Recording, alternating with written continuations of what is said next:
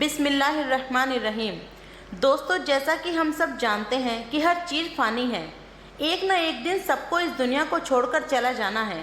सबको मौत आनी है। मौत बरहक है, इसमें कोई शक नहीं है। आज की इस वीडियो में हम बात करेंगे कब्र के पहले 24 घंटे के बारे में, यानी इंसान को दफनाने के बाद पहले 24 घंटे में उसके साथ क्या होता है। पूरी जानकारी के लिए वीडियो के आखिर तक हमारे साथ बने रहें।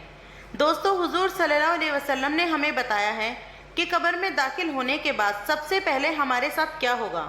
वह लम्हा बेहद सख्त होगा कि जब इंसान को कब्र में दफना दिया जाता है और वह इंसान की ज़िंदगी का मुश्किल तरीन रातों में से एक रात होती है, जिसके बारे में हज़रत अली रज़ी अल्लाह ताला अन्हु इरशाद फरमाते हैं कि मैंने आप सल्लल्लाहु अलैहि वसल्लम से सुना है, कब्र की पहली रात इंसान की मुश्किल तरीन रातों में से एक होती है कि जब इंसान दुनिया से कूच कर जाता है और लोग उसे दफना कर छोड़कर चले जाते हैं, पर वो इंसान रोता रहता है और वो शख्स अपने दोस्त अहबाब को रोकने की कोशिश भी करता है, लेकिन सब उसे छोड़कर चले जाते हैं। वो चिल्लाता रहता है कि मुझे छोड़कर ना जाओ, लेकिन उसकी आवाज़ कोई नहीं सुनता। और ये वो जगह है जहाँ हर शख्स अकेला रह जाता है। चुनाचे हज़रत बरा बिन आजिब रज़ी अल्लाह ताला अन्हु रिवायत फरमाते हैं कि एक दिन हम अल्लाह के रसूल सल्लल्लाहु अलैहि वसल्लम के साथ एक अंसारी के जनाजे में कब्रिस्तान गए। जब कब्र तक पहुँचे तो देखा कि अभी कब्र नहीं बनाई गई। इस वजह से नबी करीम सल्लल्लाहु अलैहि वसल्लम बैठ गए और हम भी आपके आसपास अदब के साथ इस तरह बैठ गए कि जैसे हमारे सरों पर परिंदे बैठे हैं, यानी इस तरह खामोश दम साधे बैठ गए जैसे कि हमें हरकत ही नहीं रही। अल्लाह के प्यारे हबीब, हमारे और आपके प्यारे आका हुजूर अकरम सल्लल्लाहु अलैहि वसल्लम के मुबारक हाथों में एक लकड़ी थी जिससे ज़मीन खोद रहे थे। आपने सर मुबारक उठाकर फरमाया कि कब्र के अजाब से पनाह मांगो। 2 या 3 बार यही फरमाया। फिर आपने फरमाया कि बेशक जब मोमिन बंदा दुनिया से जाने और आखिरत का रुख करने को होता है तो उसकी तरफ आसमान के फरिश्ते आते हैं, जिनके सफ़ेद चेहरे सूरज की तरह रोशन होते हैं। उनके साथ जन्नती कफन होता है और जन्नत की खुशबू होती है। ये फरिश्ते इतने होते हैं कि जहाँ तक इनकी नज़र पहुँचे वहाँ तक बैठ जाते हैं। फिर हज़रत मुलाकुल मौत अलैहिस्सलाम तशरीफ़ लाते हैं, यहाँ तक कि उनके पास बैठ जाते हैं और फरमाते हैं कि ए पाक रूह, अल्लाह की मग़फ़िरत और उसकी रज़ामंदी की तरफ निकल कर चल। चुनाचे उसकी रूह इस तरह आसानी से निकल जाती है कि जैसे कोई मशक में से पानी कतरा बहता हुआ बाहर आ जाता है। तो उसे हज़रत मुलाकुल मौत अलैहिस्सलाम अपने हाथ में लेते हैं। उनके हाथ में लेते ही दूसरे फरिश्ते जो दूर तक बैठे होते हैं पल भर भी उनके हाथ में नहीं छोड़ते, यहाँ तक कि उसे लेकर उसी कफन और खुशबू में रखकर आसमान की तरफ चल देते हैं। इस खुशबू के बारे में इरशाद फरमाया कि ज़मीन पर जो कोई भी अच्छे से अच्छी खुशबू मुश्क पे पाई गई हो, उस जैसी वो खुशबू होती है। फिर फरमाया कि उस रूह को लेकर फरिश्ते आसमान की तरफ चढ़ने लगते हैं और फरिश्तों की जिस टोली पर भी उनका गुजर होता है वो कहते हैं कि ये कौन पाक रूह है। वो उसका अच्छे से अच्छा नाम लेकर जवाब देते हैं, जिसे दुनिया में उसे बुलाया जाता था कि फला का बेटा है या फला है। इसी तरह पहले आसमान तक पहुँचते हैं और आसमान का दरवाज़ा खुलवाते हैं। चुनाचे दरवाजे खोल दिए जाते हैं और वो इस रूह को लेकर ऊपर चले जाते हैं, यहाँ तक कि 7वें आसमान पर पहुँच जाते हैं। हर आसमान के करीबी फरिश्ते दूसरे आसमान तक उसे विदा करते हैं। जब 7वें आसमान पर पहुँच जाते हैं तो अल्लाह ताला फरमाता है कि मेरे बंदे को इल्लीन की किताब यानी नेकों के दफ्तर में रख दो और उसे ज़मीन पर वापस ले जाओ, क्योंकि मैंने इंसान को ज़मीन से ही पैदा किया है और उसी में उसको लुटा दूंगा और उसी से उसको दोबारा निकालूंगा। चुनाते उसके रूह उसके जिस्म में वापस डाल दी जाती है। इसके बाद वो फरिश्ते उसके पास आते हैं, जो आकर उसे बिठाते हैं और उससे सवाल जवाब करते हैं कि तेरा रब कौन है। वह जवाब देता है कि मेरा रब अल्लाह है। फिर उससे पूछते हैं कि तेरा दीन क्या है। वो जवाब देता है कि मेरा दीन इस्लाम है। और फिर उससे पूछते हैं कि वो कौन नबी हैं जिसके अंदर तुम भेजे गए।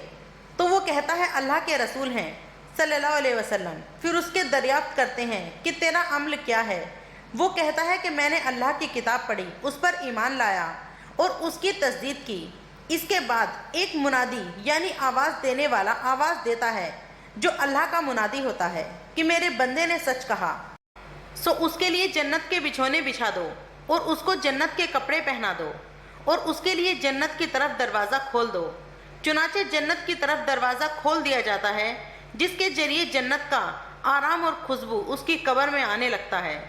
اس کے بعد بہت ہی خوبصورت چہرے والا، بہترین کپڑوں والا، ایک پاک خوشبو والا ایک آدمی اس کے پاس آ کر کہتا ہے کہ خوشی کی چیزوں کی خوشخبری لے، یہ تیرا وہ دن ہے جس کا تجھ سے وعدہ کیا جاتا تھا۔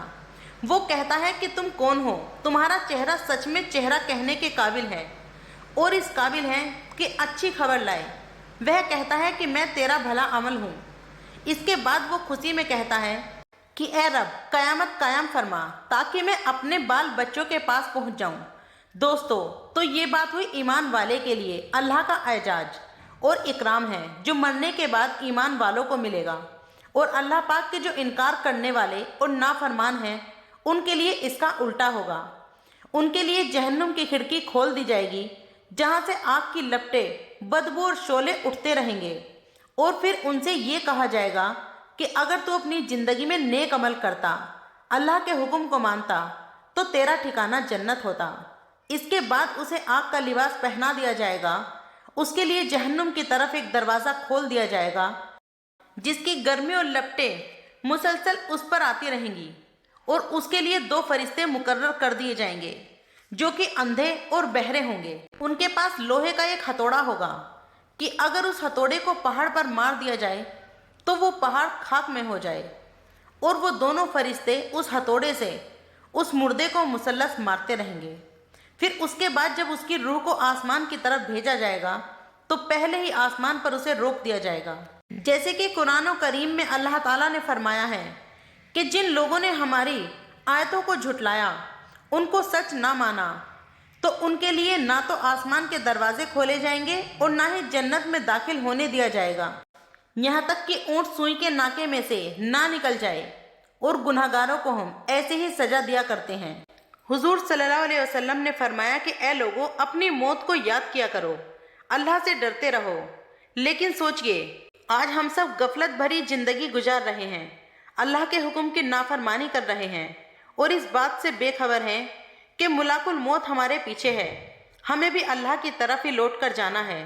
اسی لیے دوستو، ہمیں چاہیے کہ ہم اللہ سے سچی توبہ کریں، اچھے عمل کریں، لوگوں کے ساتھ بھلائی کا معاملہ کریں، اور اپنی زندگی کو اللہ کے حکم کے مطابق گزاریں تاکہ اللہ سب سے راضی ہو جائے اور ہم سب کے لیے بھی جنت کی کھڑکی کھول دے اور جہنم کو ہم سب پر حرام کر دے۔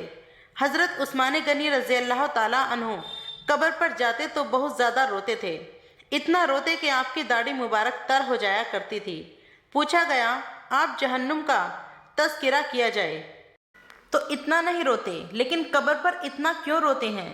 آپ نے جواب فرمایا، قبر آخرت کی منزلوں میں پہلی منزل ہے، اگر بندہ اس سے نجات پا گیا تو اس کے بعد کی ساری منزلیں آسان ہیں۔